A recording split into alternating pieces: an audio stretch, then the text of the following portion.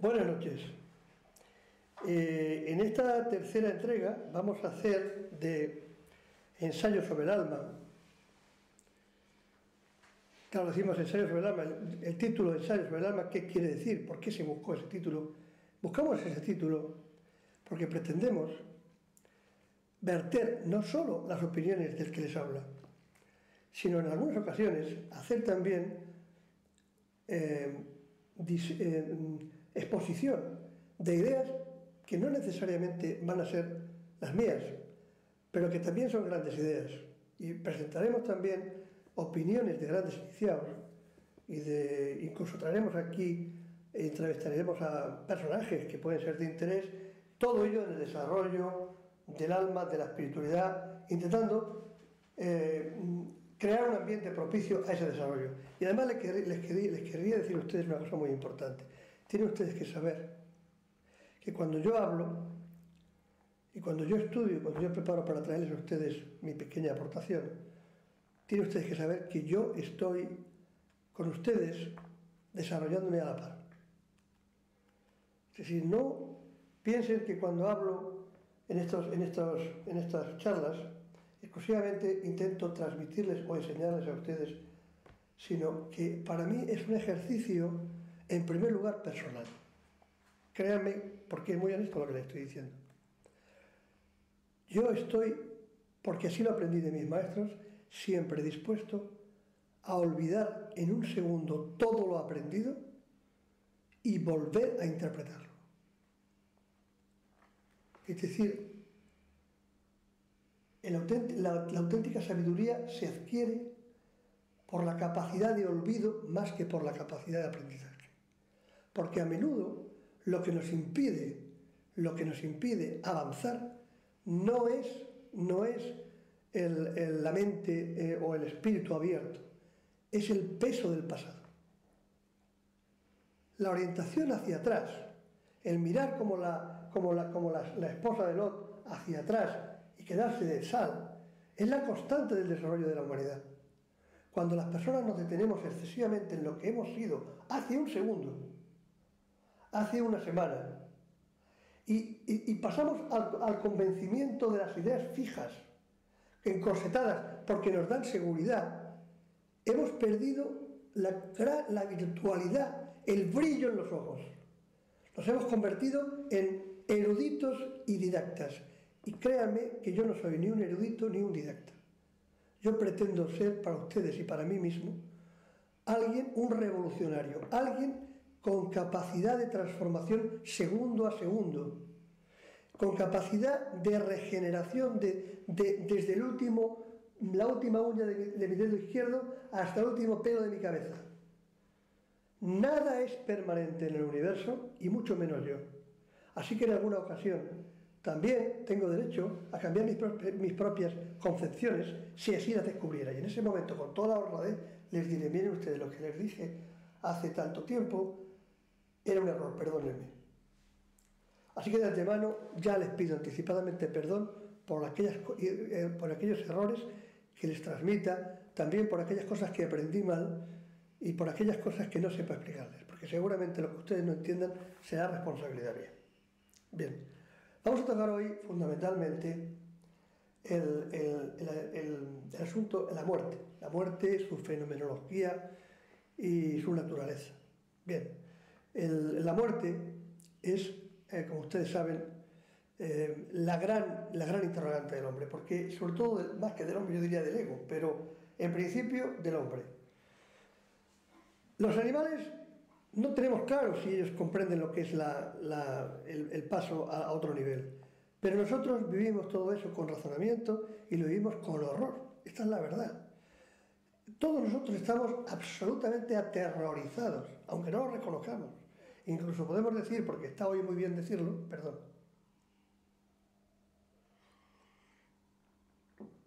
está muy bien decirlo, yo no temo la muerte, pero la verdad, francamente, a todos nos aterroriza.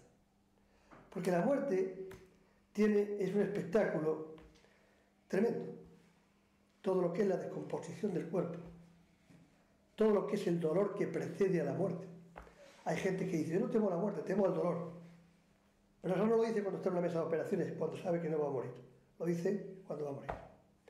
Tememos al dolor. Tememos, nos horroriza la separación de los seres queridos. Nos horroriza perder nuestros apegos. Todo aquello que hemos construido con tanto trabajo. Y también, y desde un punto de vista más metafísico, hoy en día que se habla de la fusión con la divinidad, algo que nadie nos explica con toda claridad en qué consiste. Tememos también la pérdida de la individualidad. Que todo lo que yo soy, de pronto, sea otra cosa. ¿Qué más me da? Si es otra cosa, que no tiene conexión conmigo. Si yo no voy a tener un nivel conciencial que me una con esa realidad que tengo hoy, lo que sea será, pero no soy yo. Todo esto nos asusta. Por lo tanto, es lógico que la gente se pregunte sobre eso, y sobre esta base de terror y de miedo y de pérdida y disolución de la individualidad se van a cimentar los grandes cuerpos de las grandes religiones. Unas con mayor acierto, incluso las pequeñas religiones, incluso del inicio de las religiones muchas veces. Responder a qué pasa cuando nos vamos. Bien, si ustedes ven un cadáver descomponiéndose, y hay científicos que así lo han hecho, incluso hay un bosque en una universidad, no recuerdo muy bien, de Estados Unidos, donde dejan cadáveres que se prestan a ello, a ver cuáles son los fenómenos que suceden cuando se descompone el cuerpo al aire libre, como de manera natural, qué tipo de bacterias se producen, saber cuándo realmente se produce la muerte clínica, la descomposición, datar la fecha de un cadáver. Bien, se ve algo importante, y es que la muerte no existe, minuto número 1. Existe la disolución de la individualidad, porque inmediatamente que se pierde la capacidad aeróbica, el momento que desaparece el oxígeno en sangre, se da lugar a una serie de bacterias que toman sustitución, que empiezan a actuar, a descomponer células, pero todo eso es vida. Si ustedes ven donde ha habido un cadáver, sea de un animal o sea de un ser humano, verán ustedes como tierra quemada. Aparece una descomposición de líquidos, una descomposición de materia, pero que alrededor del sitio donde ha caído ese cadáver se va a producir un rastro enorme donde entonces se va a fertilizar a niveles enormes. Aparecen larvas, aparece automáticamente otra biología. El cuerpo se transforma cuando no se quema. Por tanto, ya en sí mismo la muerte no es tal, sino es la pérdida, vuelvo a decir, de la individualidad del fallecido, pero no en cuanto que no haya vida, continúa habiendo vida, al menos vida biológica. La segunda parte de la muerte que también interesa analizar es qué sucede con el alma. Como sabemos, tenemos el cuerpo, podemos decir el alma, el espíritu, que también son categorías que tendremos que ir separando. ¿Qué sucede con ese alma si realmente se separa, si no se separa? Ha habido gente que ha pesado un cuerpo antes de morir y justo cuando muere parece que hay unos gramos menos, que eso dicen que es el peso del alma. En fin, aquí hay muchas teorías. Como saben, desde las religiones más antiguas se dan distintas explicaciones al proceso de la muerte, dónde va el fallecido, si se reúne o no con sus familiares.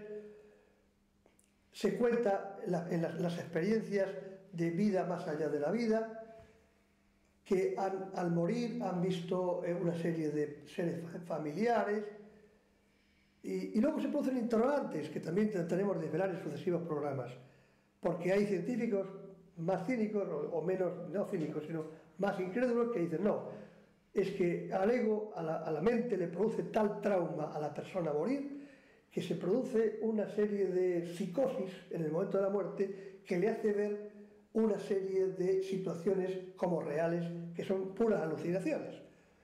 Esto es compatible con el hecho de que en cada cultura los fenómenos que se perciben tienen particularidades diferentes. En la cultura católica se ve un sistema, una luz, y se ve la aparición de Jesús o no Jesús, y en otras culturas pues aparece la aparición del maestro, del gurú, que viene a rescatar al alma. Quiero decir, hay diversidad también. Esto da lugar, como ya digo, a distintas teorías que intentaremos también desvelar. Lo cierto y verdad es que todos vamos a morir. Y naturalmente la respuesta, digamos, el planteamiento que tengamos ante ello es fundamental porque eso es lo que nos va a hacer vivir de una manera o de otra. Si uno entiende que la vida desaparece y no hay alma y no existe nada, realmente lo sensato es vivir de acuerdo a al propio ego, de acuerdo a las propias necesidades, pase lo que pase, y salga el sol por la antequera. Lo que pasa es que luego comprendemos que ese tipo de comportamiento es disociativo y acaba eliminando la propia sociedad, porque siempre son las leyes más fuertes. Si no hay un freno, bien. También es verdad que las religiones han instrumentado el miedo a la muerte en beneficio de las castas religiosas. También es verdad. Aparece el rito y el rito hace que el sacerdote sea fundamental y a su vez que instrumentalice en beneficio y en enriquecimiento propio ese pánico.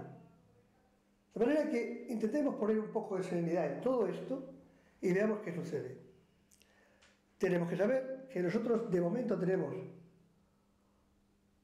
el ser humano encarnado, tiene un cuerpo físico, tiene un cuerpo astral, tiene un cuerpo causal y luego tiene un elemento espiritual, un plano espiritual. Y dentro de ese plano espiritual, dentro de esos distintos cuerpos, va a tener que ir, cuando desaparece, cuando sale del cuerpo, va a tener que ir experimentando vivencias en estos planos diferenciados.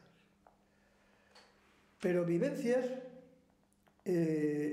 complejas, porque cuando se describen los fenómenos de la muerte aparece como una gran beatitud y como una gran, como que todo va inmediatamente bien, pasamos a otro plano, no hay purgatorio, no hay infierno, no hay nada que purgar, no pasa nada. Hay otras visiones donde aparece infierno, purgatorio, algo que eliminar. Hay la visión espiritista. Recuerden ustedes la película de O Noso Mundo, que describe el tránsito del alma hasta llegar al lugar donde va a recibir instrucción y pasa por una especie de, digamos, infierno, purgatorio, arrastrándose por las miasmas y demás, hasta que pide al Creador, se reconoce como hijo del Creador y pide al Creador ayuda y aparecen una especie de como ángeles o personas más elevadas que lo suben de nivel. Bien, o sea, y luego aparece como que estar en una escuela estudiando, etc.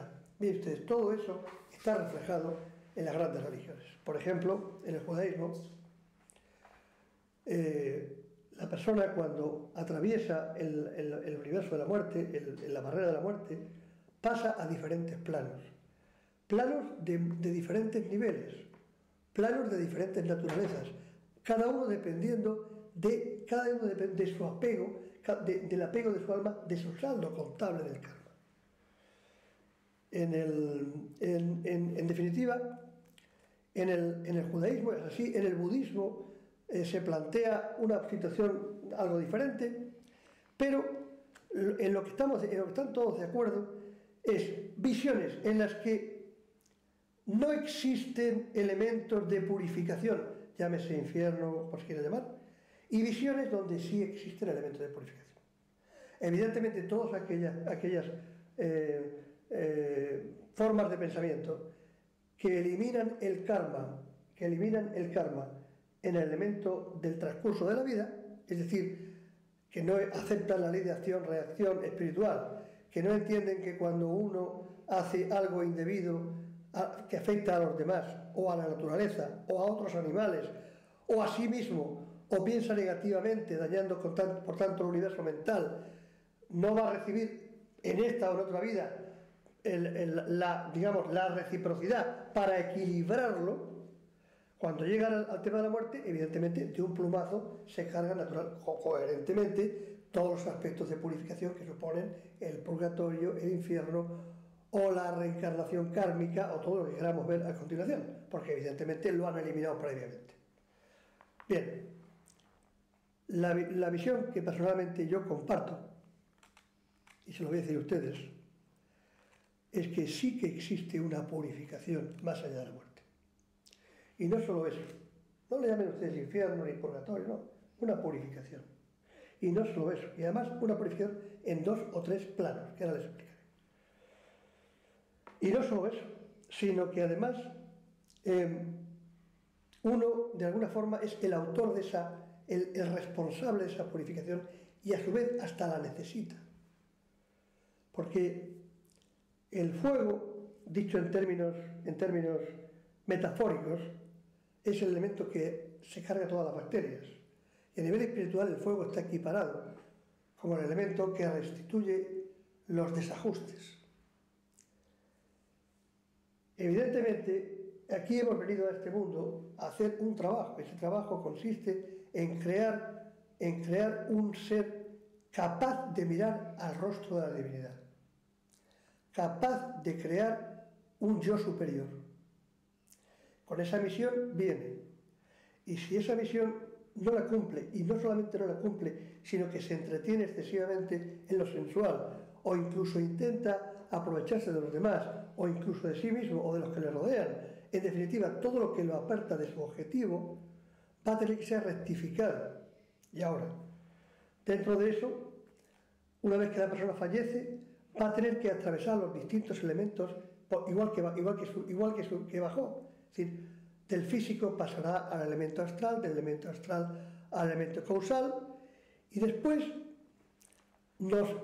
finalmente nos vamos a elevar para darnos cuenta de que tenemos una naturaleza divina, para ver la unidad de Dios, toda conciencia y toda bienaventuranza. Ahora, cuando nosotros llegamos al quinto plano, de donde ya llegan los santos, también hay diferentes niveles. Es decir, no todos vamos a estar situados en el mismo punto, porque no todos vibramos en la misma longitud de onda, ni en la misma longitud de onda material, ni en la misma longitud de onda espiritual. A menudo en el mundo hebreo se habla de las sinagogas del cielo, donde se va a seguir estudiando. Está perfeccionándose. Y también en el universo más elevado, o en el nivel espiritual más elevado, el ser humano y la divinidad siguen evolucionando, sigue aprendiendo, porque el universo no es algo en expansión, y la realidad espiritual es en expansión, lo comprende todo, pero se autoexpansiona. Y nosotros, a lo largo de nuestra experiencia de vida y de muerte, vamos a seguir evolucionando en cada paso. Ahora, aquellas personas que tienen un balance positivo, fundamental en sus vidas, hacia los demás, han cumplido la ley de amor y demás, nos dicen los sabios hindúes que van a llegar a una situación que podemos asimilar en la cultura occidental como algo parecido al cielo. No es exactamente igual, pero... Y las personas que han sido egoístas, han optado en esta vida fundamentalmente por sus propios intereses, en desatención de todo lo demás, van a ir a una especie de sitio de purgación que no es exactamente tampoco el infierno, pero que tiene, digamos, para entendernos esto. Al final, ambos, después de un periodo de relativa purificación, pasará a un plano espiritual y vendrá a reencarnarse para volver a aprender lo que no aprendió en vidas anteriores, pero también aquel que fundamentalmente se desarrolló a favor de los demás, después de un periodo de bienaventuranza y de aprendizaje enorme en las escalas superiores, va a volver, porque no salió de la ley del karma. Por lo tanto, ya les anticipo que el modo de quedarse permanentemente en los planos superiores sin tener que volver a este mundo es la salida de la ley del karma. Y la salida de la ley del karma es a través del trabajo de desarrollo de la propia conciencia del yo superior. Por lo tanto, ni por las muy buenas acciones por las que será recompensado con un nivel de bienaventuranza enorme y un nivel de conocimiento que te ayudarán a volver a la siguiente vida en mucha mejor situación, ni las malas obras, acciones que te obligan a una purificación en planos superiores astrales y demás, y que te van a obligar a rectificar, te hacen salir de la rueda del karma. Lo que te hace salir de la rueda del karma, de esta rueda de la vida, es el no karma, es la elevación a la eternidad a través del desarrollo del yo superior. Por eso en mis charlas siempre a ustedes les invito a la meditación, que dediquen, como decía un maestro mío, dedica un minuto más al día a meditar. Porque cuando ustedes dediquen mucho tiempo a eso, irán generando estructura espiritual que no sé si en esta vida o en otras sucesivas, que es acumulativa, les va a permitir a ustedes ir acercándose a la salida de la ley del karma. Y desde luego, si ustedes tienen la fortuna de tropezar con un maestro espiritual que lo sea realmente, eso les acelerará muchísimo ese proceso de salida de la ley del karma por dos razones. Primera, porque el maestro está en contacto de mundos, está entre mundos y por tanto su enseñanza y su vibración es completa, es pura. Y por otro lado, porque sus recomendaciones serán para ustedes de gran valor, porque lo que ustedes se enfrentan cuando intentan desarrollar el yo superior, se enfrentan a una auténtica pelea. Cuando yo me siento a meditar a medianoche, en las horas como decía mi maestro, en las horas de la beatitud, es decir, las 3 de la mañana, y me siento, lo que tengo es una batalla campal. Todos mis apaigos se hacen presentes. Todas mis adherencias se hacen presentes. La mente se defiende de su aniquilación. Digamos, la mente desordenada, no la mente ordenada. Y entonces tengo que ponerme a trabajar duramente, y a veces durante 3 o 4 horas me da la sensación de que no he hecho nada. Días posteriores comprendo que poquito a poco, porque ustedes deben saber que el desarrollo de la espiritualidad es laborioso y difícil. Y además, y que uno muchas veces no tiene la sensación de que esté avanzando. Y que a veces uno avanza cuando no se da cuenta siquiera que está avanzando. Se avanza con los ojos cerrados, a tientas, pero al final Dios siempre ayuda. Así que si ustedes quieren salir de la ley del karma, para no verse enfrentados ni a los periodos de gran bonanza que después van a hacerles volver de nuevo a la rueda de la vida, ni a los periodos de la purificación que les hacen volver de nuevo para compensar en la ley del péndulo los daños que hicieron, siéntense, si es posible, a medianoche, todos los días y póngase como objetivo, uno de los objetivos fundamentales de su vida, ponerse a meditar. Hora tras hora, descansen a su nivel, poco a poco, hora tras hora, porque es el mejor método para salir de esta rueda de la vida. Elevarse a la conciencia del yo superior a través de ese procedimiento. El yo superior es eterno y por lo tanto la eternidad no está en la rueda de la vida, no está en la rueda del karma. Prácticamente no le afecta al karma, podemos decir. Ese es el consejo que yo les doy para esta noche.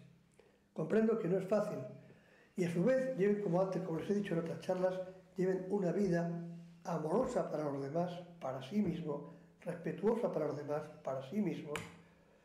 Preocúpense de lo que les rodea, preocúpense de comer lo debido, preocúpense de las personas que tienen a su alrededor.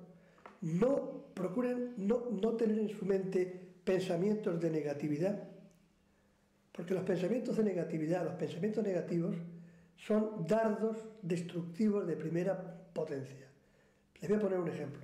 Ustedes van por la calle, observan a una persona que viene de frente, intenten pensar en esa persona de manera negativa.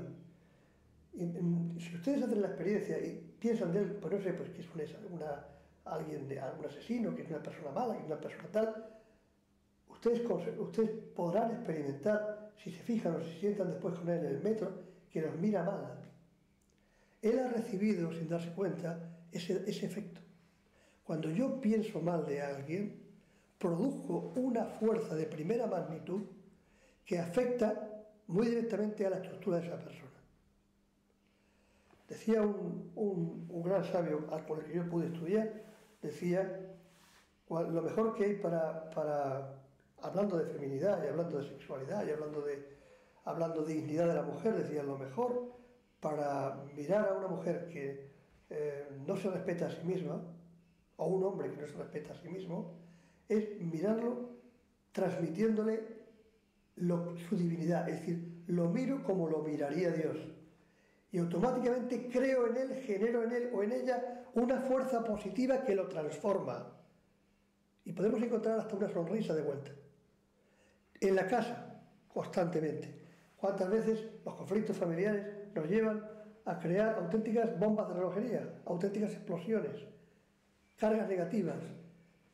Todo eso, el que ustedes se sienten y ustedes planteen siempre hacia todo el mundo que les rodea con pensamientos positivos, hará que ustedes cambien este mundo y se cambien a sí mismos. Les voy a hablar del mal de ojo, algo que la gente no entiende. La gente tiene mucho miedo al mal de ojo. Les voy a explicar lo que yo aprendí de un gran sabio de la Torá, un gran rabino, lo que yo aprendí del mal de ojo. ¿Saben ustedes lo que es el mal de ojo?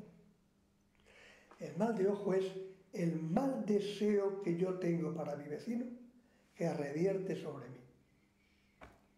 Ese es el mal de ojo. De la misma manera, cuando pensamos en la muerte y pensamos en los ascensos, en los distintos cuerpos astrales, mentales y demás, la gente tiene que saber que en ese mundo, lo mismo que en una selva hay animales más o menos salvajes, serpientes, felinos, cuando uno sale del cuerpo y asciende mundos, se encuentra auténticos también, paralelamente, espíritus muy negativos también en su camino. Es muy importante que uno haya desarrollado una mentalidad, una mente positiva, porque lo que uno sea al justo momento en el que muere, el apego en el que está, va a definir el estado de conciencia en el que hace el tránsito. Y también va a definir qué espíritus y qué situaciones se le van a acercar por su grado de vibración espiritual. Por lo tanto, ya antes de entrar en lo que es el tránsito, que lo haremos en una charla posterior, sí les quiero avanzar. Es muy importante que ustedes se vayan acostumbrando a generar una mente positiva. Es muy importante para enfocar el tránsito que la muerte comporta, que ustedes vayan desarrollando desapego por todo. Desapego que no desamor, incluso por los seres que les rodean. Siempre hay que estar dispuesto a atenderlos, pero no dependencia psicológica y afectiva. Tienen ustedes que ir desapegándose. Es evidente que el trabajo espiritual, el trabajo de la meditación, en tanto que es un intento serio del ser humano por elevarse hacia el bien superior, hacia la divinidad, va creando un efecto inmediato en la persona. Paulatino, a veces inapreciable, pero inmediato. Cuando uno se acostumbra a meditar con asiduidad y con más intensidad cada vez, uno empieza de verdad a desapegarse. Porque desapegarse no es en modo alguno algo que uno puede hacer, digamos, bueno, yo me voy a desapegar. Por ejemplo, voy a dejar de comer animales. Estoy apegado a comer jamón, a comer un chivo, a comer... Bueno, comprendo que esto hace daño a lo que nos rodea y voy a dejar de hacerlo. Eso es mental. Si yo no adquiero el nivel de conciencia que me hace comprender, que me hace asimilar, vivenciar el dolor de los seres vivos que yo martirizo, sin llegar a extremos de locura, sino serenamente, cuando yo llego al grado conciencial del daño que eso provoca, para mí es muy sencillo dejar de comer animales. Porque he subido mi nivel de conciencia.